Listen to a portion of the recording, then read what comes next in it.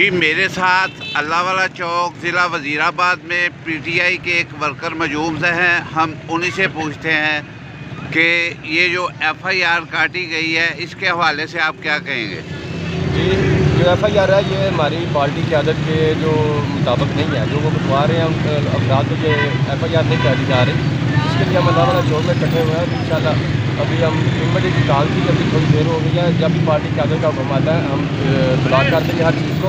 और एफआईआर के लिए जो हम पूरी प्रोटेस्ट करेंगे कि जो हाँ साहब बोल रहे हैं और जुबैर नियाज़ी साहब जो बोल रहे हैं वही एफआईआर काटी जाए। और जुमेरात को दोबारा वज़ीराबाद यहाँ से ही लॉन्ग मार्च शुरू हो रहा है, तो इसके हवाले से आपने अभी नए क्या इंतजाम किए हैं? जी अल्हम्दुलिल्लाह हमारी पूरी तैयारी है। अवाम का जोश रोज़ पहले से बढ़ा है।